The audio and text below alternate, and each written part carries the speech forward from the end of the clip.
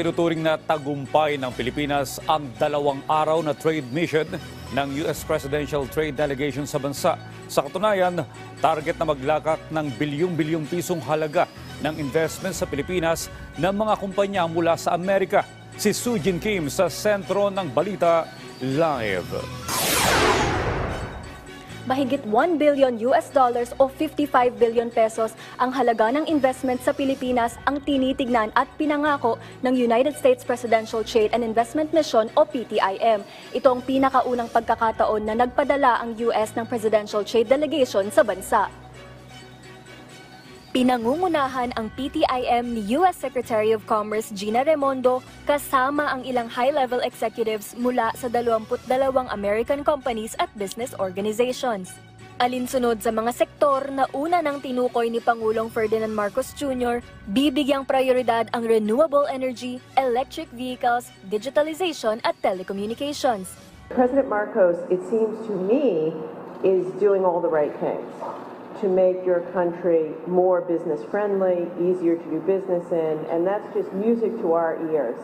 Dagdag pa ni Philippine Ambassador to the US na si Jose Romualdez, lumago talaga ang lahat ng pamumuhunan sa bansa sa ilalim ng administrasyon ni Pangulong Marcos Jr. na naging daan para sa mas malalim na economic at defense ties sa pagitan ng dalawang bansa. Inaasahang dadating din sa bansa sa darating na mga araw si US Secretary of State Antony Blinken.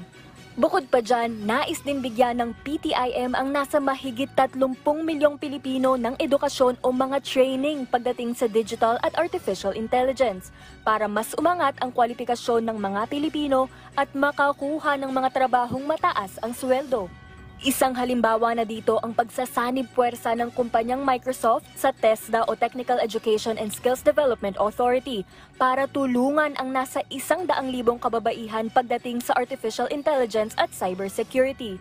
Ang Presidential Trade and Investment Mission ay paraan ng US para ipakita ang kanilang katatagan sa pagpapanatili ng pangako ni US President Joe Biden na paiigtingin ang economic ties sa atin, kasunod ng pagbisita ni Pangulong Marcos Jr. sa US. Katunayan, magbabiyahe ulit si Pangulong Marcos Jr. pa US sa Mayo ngayong taon.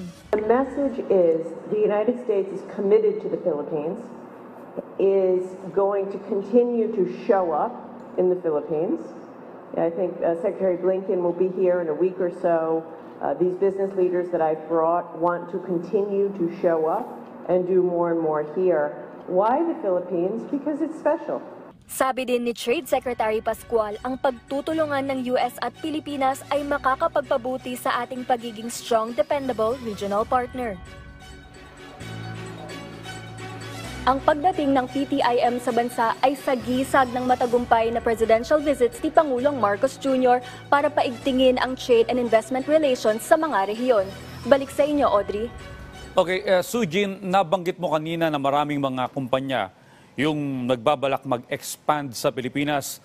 Bukod sa Microsoft, meron pa bang iba pang mga kumpanya? Yes, Audrey, nasabi ko nga kanina na nasa 22 US companies ang kabilang dito. Kasama na ang prominenteng Google, UPS, FedEx, Capital One, pati Green Fire Energy. Audrey? Okay, sa larangan ng ekonomiya, mari mo bang paano nito mapapalalim yung relasyon ng Amerika at ng Pilipinas sa larangan ng ekonomiya?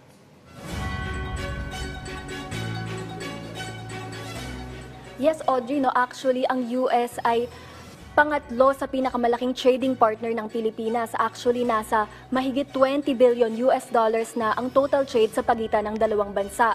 Ang US din ay may pinakamalaking export market sa Pilipinas. Nasa 12 billion US dollars naman ang total na kabuuang halaga ng mga produktong naipadala na sa US. Isa pa dito, ang US ay pumapabilang sa top 5 na mga may pinakamalaking foreign direct investments o FDI sa bansa. Audrey? Maraming salamat, Sujin Kim.